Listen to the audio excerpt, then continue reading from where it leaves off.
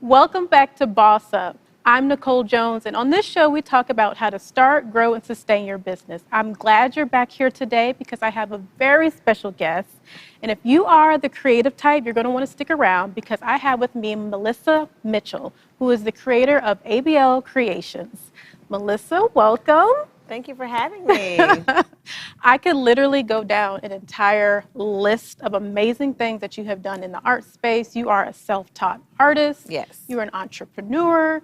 You're an author, an inspirational leader. Yes. I mean, and the list goes on. For sure. Can you tell us a little bit more about who you are and what you serve in the community? Goodness, it's always hard to get it down to an elevator pitch, but I am born and raised in Miami, Florida. I've been in Atlanta for officially 15 years, self-taught, all that good stuff. And so I got my official start in 2014 during that infamous snowstorm here in Atlanta. Oh my gosh, yes. Snowmageddon. Yes, and so my 8-year anniversary is coming up on Valentine's Day, and I'll never forget. It was like, what am I going to do with my life? It was like, just looking outside. You couldn't leave the house. It was so crazy, and I was walking from the garage because I couldn't leave the garage. So I was walking by, had a box of paint and some old wood. I was like, oh, I could do arts and crafts, just jokingly saying that. And so I bring it upstairs. I start randomly sketching and doodling because I had no art background. It was just like one of those things where you used to be in meetings and you just start your mind drifts off. Yeah. And I started just doing that on wood. And I was like, wow, I wonder if I could paint inside of these lines. And so I started doing that, and I chronicled it on social media. And people were like, bro, I buy that. I was like, this? I was like, I guess. So I didn't even know I could start selling the stuff. And so it was the way that it started to make me feel and the way that I was able to interact with people just about my story and about, mental health and just about grief and all those different things. And so art became my platform, but my own personal outlet. And so it grew from, something to pass the time to now a full burgeoning career. So it was definitely something that I'll say that was a beautiful mistake. I love that. I love that. Yes. A beautiful mistake through Yes. art. Yes. And you're like, yes. people actually want to buy this? I have commission pieces Yeah. now? Yeah. How does that work during Snowmageddon? That Right. is so fascinating. Yes. So what were you doing in between that time? You're here in Georgia, you found your artistry. What was it like during that time? So I actually moved to Atlanta to do some nonprofit work. And so once that grant ended, I was like, okay, what's next? And so I have a master's in public management. And so I really have a passion for community and, public health. And so I started working for a government agency and working in IT. And I was like, what am I doing in here? I said, well, they hiring? I'll figure it out. And so I took on the career the same year that I started painting. And so it was so funny that I felt like I was living, I used to see Superman put on his suit to go to work and then he took it off and put on his cape. I was literally living that life. I would go into work, fix everybody's computer, figure out all these things as an analyst, and then come home and put on my scrubs and start painting. And so I worked in IT for up until January of last year. I finally took the leap of faith and quit. Congratulations. Thank you. And so I leaped into the unknown, and it's been a beautiful leap. Just a year ago, I didn't know what would happen next. I had savings, but I didn't have a plan per se. Mm-hmm. And so being able to take control of my life and just saying, this is who I am, this is what I want to do, it's been so liberating, but also I didn't know that I was almost like I'm an artistic Harriet Tubman because I'm showing people the way. And so I envision myself saying, girl, it's okay, it's safe. You can follow your dreams too. We'll be fine. Yes. And so bringing people along the way and showing them that you too can follow your dreams. You can have what you want, you can do what you want, and God will provide. I think a lot of times people think that, being an entrepreneur or creative is a dead-end road, or, you're not going to make no money. But I saw more money last year in my year of faith than I have in my entire life in 1 year. Oh, that's tweetable. Oh, yes. That Yes. is tweetable. Yes. I love that. Yes. So that kind of debunks this whole myth of the starving artist concept. Oh, Like, girl. there's no Yeah. income or profitability in that No. particular space. And really, you were serving as like a creative engineer because you were working course. as an artist and in the IT space. Girl, like, I bridging did that not gap. expect Yeah, that that's gap to look. I was talking to a friend yesterday. I said that I was so actively using my left and right brain that I made Wow. both sides stronger. Like I would be this super analytical person, but then, I get to rip all of that off and now be an artist. But I had to use the analytical side to figure out how much paint to get. If I'm doing a mural, how many days it would take or how much I should charge, or understanding my time is worth this. And so learning how to delegate, learning how to put together my own website. So it's been so much that I've had to learn on my own, but because I had that full-time job, of course I had a financial cushion, but I also had a lot of skill sets like customer service, Yes.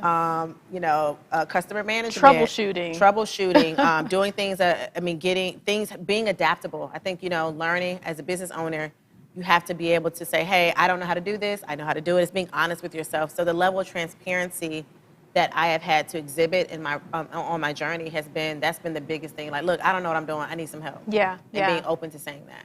I love the word that you just used, being adaptable. Yes. That adaptability, especially or if you are the bosses that are watching the show, kind of in that space where Yes. you're balancing the best of both worlds. Right. You have your 9 to 5, you have your creative outlet or your service that you're trying to provide outside of that as your additional stream of income. Mm-hmm. But you also have to learn, how can I apply a lot of that knowledge that I'm using in my company Right. that's paying me to leverage in the company that I want to ultimately do full time. Right. And you have to learn how to adapt between both of those worlds and Yeah. what fits for you. Mm-hmm. You may not like where you're currently at, And that's okay. but figure it out in Yeah. terms of what are some of these resources and tools that I could leverage for my own business. And it sounds like that's exactly what you did. So it's interesting when everything happened with George Floyd, which was tragic to watch on TV. It was several different wake-up calls, not only for me but for businesses, to really realize the disparate treatment of people of color, but also how many people I had additional hurdles to climb over, being Black, being a woman, being short, being in Atlanta, all the things that you could think of that served as barriers. But that was in 2020 was my year. I said, I cannot allow life to pass me by. And I don't want to give my best years to a company where I could be pouring it into myself. And so that was when I decided to take the leap. And then at the same time, companies started having this guilt where they wanted to do more for Black creatives. And so Be an ally, speaking of, resources, there were so many opportunities for Black creatives. And, and even still, companies are still really opening up avenues to really help creatives. And so it was perfect timing for me to take the leap because I leaped right into several grants. I leaped right into a lot of opportunities. And so you really have to be positioned to get those opportunities. You can't just say, I'm gonna quit my job and I'm gonna apply for a grant. But it was 7 years in the making to be prepared for that moment. And so it was absolutely alignment for me to make the leap. And then also, as I was doing that, I was caught by global opportunities to have conversations with other creatives that aren't of color, talking about things that were sensitive, but they had to, if you don't know about Black people, you got to ask a Black person. Yeah. So being that person that was able to speak for my race, for my sex, for my, everything. Your height. Everything. I was able to be a representative. When I leave the house, I'm the AKA, I'm the Florida A&M graduate, I'm the oldest of Mike and Sharon. I have all of these hyphens, but being able to represent yourself. So every time you show up as a businesswoman, you're bringing all these other hyphens with you as well. And so it was challenging at first just to say, what's my plan? What am I going to do? But when you start just Googling and using your resources at your fingertips, there is no excuse not to be successful. Even when people ask me questions, I said, would you Google it first? Before you DM me, Google it. And I'm not even being, mean. There's so many, like 10 years ago, we couldn't do half.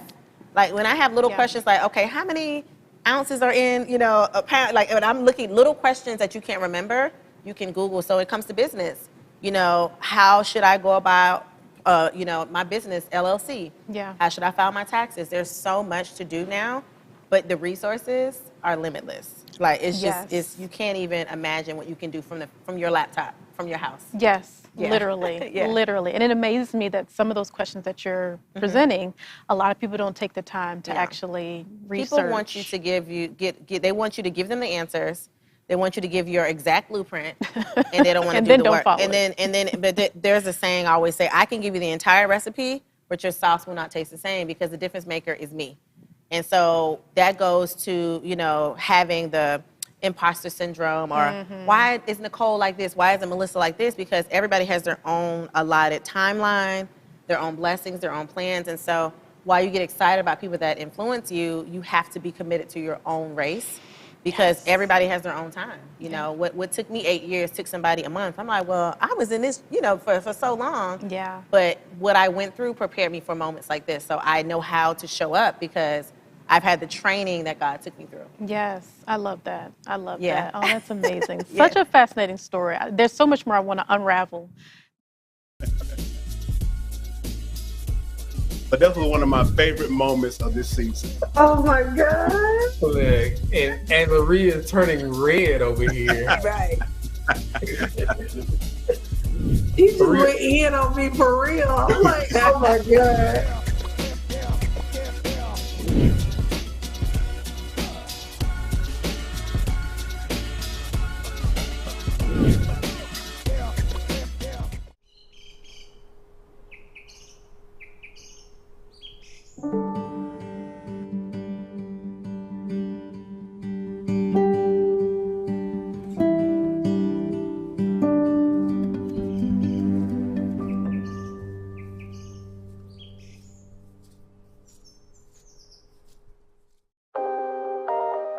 How do you decide what is a priority at the moment versus something that you can complete at a later date? What feels right in the moment?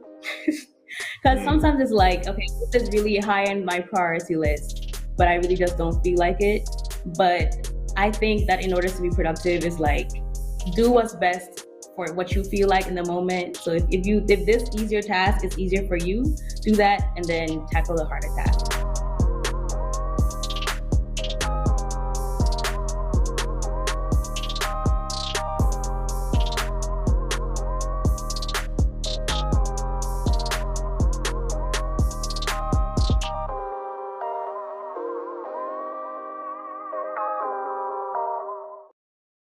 In terms of being able to leverage the resources we talked about, Googling, doing your own research, because there is benefit in doing so. You begin to learn different things. You begin to unearth things that you no longer used to research, like how many ounces are in a pound and all that stuff.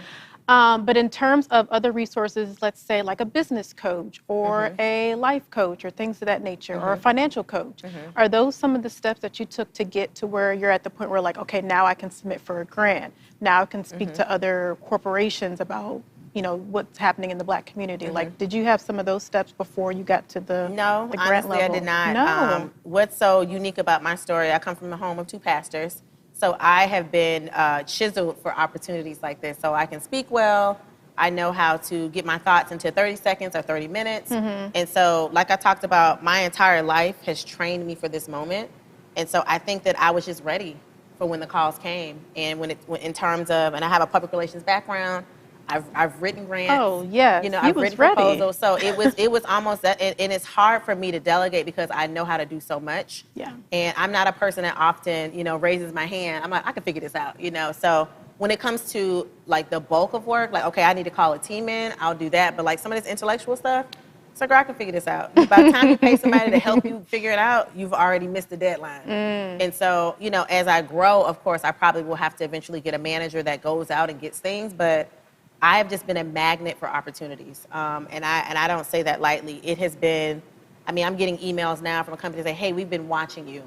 Wow. Or somebody said, I need you specifically, where I skip the line and go all the way to the opportunity versus having to apply or those different things. And so I just think that when it's your time, you break all the rules. I have on my phone, my screensaver says, I am the exception to every rule. So if the rule is nobody over 5'2" is getting in there, I said, I'm gonna just go to line, let me just see. And so I ended up, just finding my way in, but I walk tall with that affirmation. And if I don't get in, it's not my time, it's not my placement, but I do believe that it's always my time. And so because I keep that in the back of my head, I don't allow no's to discourage me. I'm like, well, this wasn't my opportunity. Just move on. You know, I'll be fine. And so just staying focused on what I believe is for me. Yes. I can't worry about what isn't. Yes, I love that. Yes. I want to sit on that for a little bit because as people are thinking about, okay, I'm hearing her story, I am also creative, or I'm also a creative and the creative engineer as well. I'm using my left and right brain. Some of the things that she's saying to me sits with me, like it resonates with me. However, I don't think I have that level of power that she's speaking from. Like she's owning her power in terms of she was already aligned for this. In terms of how you were able to, and I like the word that you used, you were chiseled for this because it was really your upbringing, and you essentially recognized that. You reflected on it. You was like, you know what, I've been made for this my entire life, not knowing it was going to lead me here. Can you speak on the power, or essentially owning your power to actually get to where you are today and be able to do those things? A lot of people ask how I found my artistic voice or how I find my why or whatever those things are. And I think you doing the spiritual work. For me, I talked about my father passing away 2010. He was my pastor, my best friend, my confidant. But what I learned in that process is that seeking God for yourself, that relationship is far different from hearing about it or coming to church every Sunday like a robot. Like, okay, I came to 10 o'clock service. As soon as that, I'm back in the car listening to Rick Ross, you know, playing loud. Nothing wrong with Rick Ross. But, you know, losing that alignment as soon as you walk out. But when I started seeking God on my own, listening to different resources, you know, really, really honing on the spiritual side, I think that's when I became a magnet. God could trust me spiritually. And I think that's what really happened. It wasn't really like some magical, like, I didn't go to the forest and look up into the sky and I got a light. It was a daily, I mean, even now, I'm listening to Bob Proctor on my way in, listening to Catherine Ponder, listening to different pastors that speak on owning your power. So I think it's a daily decision to be great. I mean, we just saw the young lady commit suicide. She had one Miss America, one, you know, almost Miss Universe, all these different accomplishments, and even that wasn't enough. So you have to learn that accomplishments and things don't make you, right? And so when you separate your value from winning and doing all these things, you learn that you're still a good person, right? And so it's disheartening that people think that because you made it or you have money, now you're better. And it's like, you really still aren't that great of a person. You know, it's when nobody's watching what you do. It's the still paying for somebody's groceries, that card got declined, and not putting on social media like, I just paid for the cold groceries. Yeah. You know, God bless me. And it's like, you don't have to make this a public thing. Like, just pay for the groceries and go in peace. And so I've learned that doing the soul groundwork is what really keeps me, I guess I want to say grounded, but it just keeps me like human. Yes. I think that's the difference maker in owning the power. Is really, really becoming who you are every single day and just being okay with that. Yeah. Because people will see my journey and be like, well, why hasn't God done that for me? My stuff is better. I said, it probably will be, but you're not me, and I'm not you. And so I'm okay with that. And so once you really own that, you'll be fine.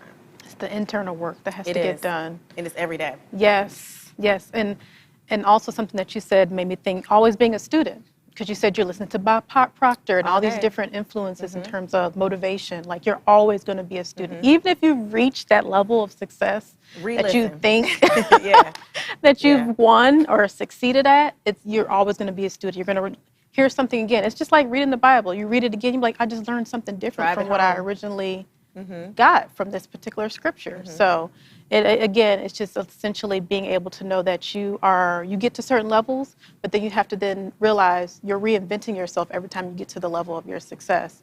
And then you're reinventing yourself again because you're finding new things and learning new things about yourself along that journey. Absolutely. So that's awesome. That's amazing. So let's get to the juicy stuff about more juice. We've talked about some juicy stuff. Okay. More juicy stuff in terms of ABL Creations, like your baby, your passion that came out of a mistake, essentially. Snowmageddon itself. Yes. Oh my goodness. Of all things. Yes.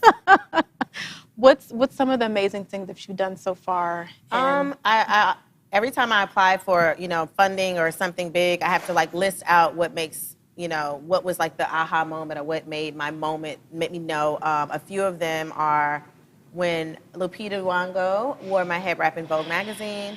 I think about winning a Ford Explorer free of charge on stage against some of the biggest brands at the moment. having an opportunity to have a Spanx bra Yes. sold all over the world and still one of the #1 sellers. And then, recently my Foot Locker collection and being on a billboard in Times Square. And then even more recent, just winning a project with Shopify and Afropunk. And so, looking at all of these opportunities, I'm like, I used to say, why me? And then I had to start saying, why not, right? Why not me? Wow. And so it's been so amazing to see the affirmation from billion-dollar brands, not just like mom and pop, which is cool too, but brands that I, align with success, right? It's almost Yeah. like when I make it to the chair with Oprah, I'll be ready, but it'll Yes. also be, I knew this was coming. I don't ever think I'm taken by surprise. I'm like, oh wow, I'm interested to see how it's gonna happen. Because I always knew it was gonna happen, I didn't know how. And so even in this moment now, ABL Creations is constantly evolving, learning what's important, what's not important, what to focus on, how to scale up. Do I scale up? Do I scale down? Do I move this direction? Do I hire more people? So it's a constant pendulum of just learning how to just be open, and being open for anybody that has advice, but still knowing that this is my ultimate goal. It's okay to listen to left and right, but staying really straight and narrow is really my focus. That's amazing. That's amazing. And then you just name dropped some. And I said at the top of this show that there was a list, a Santa Claus list full of amazing things that you've been able to be a part of, which is such a blessing Truly. in terms of like that level of notoriety, that level of people noticing your work and appreciating it at that level. Yes. And something that we spoke to a little bit earlier in terms of just imposter syndrome, being, not necessarily allowing that to stop you in your tracks. And that comes again from what we discussed earlier. You were chiseled for this. You were basically grew up in terms of being prepared for things like this. Now it's just a matter of following that trajectory based on the creation or the business that you have today. Yes. So how does that, in terms of, your team, and you talked about scaling, how does that actually work in terms of, being able to know, am I going to scale up based on these different opportunities? Do I keep the same team? Like, how does that work with So, like with the Foot Locker opportunity, I had the largest purchase order I had ever experienced was with them. And so I had to hire my entire family because I still was under an NDA. So I couldn't tell everybody, ooh, come to the headquarters and help me do this. And so I decided then that I would hire within. And so I hired my mom as my HR manager, which means make sure my sister do what we give them to do. One of my good girlfriends from college, she happened to be an inventory specialist. And she had just, ended her assignment. And she's like, well, I'll come help. I was like, you'll help? She said, girl, I do this all the time. So I gave her a pile of clothes. And she was done in minutes. I was like, well, let me get another one over here. Right. So we were able to I was able to touch every piece of clothing that ended up all over the world right out of my house. And so that let me know that I'm capable of more, that opportunities will come. But when you say scale up, be ready to be up all night, be ready to, to peel back some layers. I wasn't even getting my hair done. I was so focused that I was like, I've got to make this happen. And so every night I would walk by the inventory and I said, God, you have truly poured the prayer Jabez over my life. Bless me indeed, enlarge my territory. And so as I saw my business grow, I literally saw it grow from my home. And so scaling up to me is scaling up your capacity to do the work. A lot of people say, oh, you should scale up, you should be sold in store. But when you say selling in stores and retail, that is nothing to sneeze at. That is, you're buying SKU numbers. And every size has its own SKU. Like I got down to the nitty gritty. I was like, so now I'm in the store, I'm picking up people's, I said, now you don't know what they went through to get this here. I'm designing, the hang tags. I'm designing the price, the scan code. So I got down to the bones of business. And so learning how to delegate when necessary, but also to committing to learn the whole process. Yeah. Because for me, I wanted to learn every part of the process. So when I hand it over, I can say I understand how to do business in a very intrinsic way. And so thinking about my mom being able to be a part of that, and my dad having the background of apparel design and him passing away, not being able to see this dream come to life, I felt like I was doing this not just for me, but for a lot of people that weren't able to do it. And so that's what's so exciting about seeing all of this happen in real time. That's amazing. I love that. Yeah. I love that. And the fact that you've been able to see this and have a greater appreciation for all of this in a whole new light. Now you're like, you say in retail stores, looking at other people's SKUs and like, that was not something to sneeze at. It makes you so aware. It makes you really aware of what should and should be done, more ideas, I'm looking at colors differently, like, oh, this is pink, this is red. Even today, seeing how things flow and just being in total alignment with yourself, and then everything around you starts like meshing the same. Yes, yes. Well, Melissa, we talked about a lot. Yes. There's so many more questions I want to Yes. ask you. So we're going to stay tuned. You guys hang around with us. We'll have more information coming for you from Melissa. I want to talk more about collaborations Yes. and being able to get grants and Yes. all those amazing things. Yes. So you guys stick around. Thank you for watching Boss Up, and we'll see you next time.